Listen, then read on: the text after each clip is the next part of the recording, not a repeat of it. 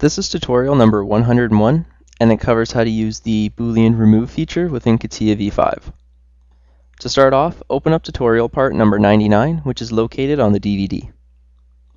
So what we're going to do is we're going to use the Boolean remove feature. So to do this, let's click Insert, Boolean Operations, click Remove. So what we're going to do is we're going to remove these part bodies from one another to create a single part body at the end. So let's do one. Let's click Insert, click Boolean Operations, click Remove, and we'll remove the circle, so body 2, from the part body.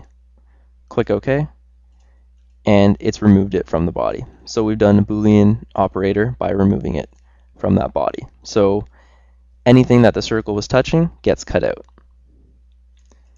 Now press Ctrl Z and we'll back it up. Now we're going to do it the opposite way. We're going to cut this body from this body here. But in Catia, this part body, your original one, has to stay intact, so it can't be used to cut away from.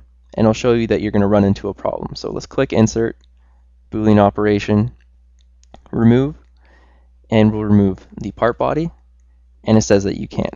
So click OK, and I'm going to show you how to set it up so that you're able to remove that one after. So click Insert, click Body, and what you're going to do is select all the features underneath the part body, and what you're going to do is you're going to drag them over. So just drag each one over.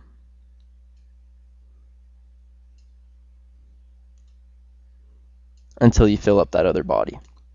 Now what you're going to do is you're going to hide the original body. So we're going to hide it, and now we have that other body, the same part body we started out with, but now we're able to use this to cut. So let's click Insert, click Boolean Operation, click Remove, and we're going to remove this body from this body, click OK, and now we used that body to cut it. So in Catia, it always wants to keep its original part body that you use. So this, you're going to have to kind of find ways to get around sometimes, and this is just one way to get around from it.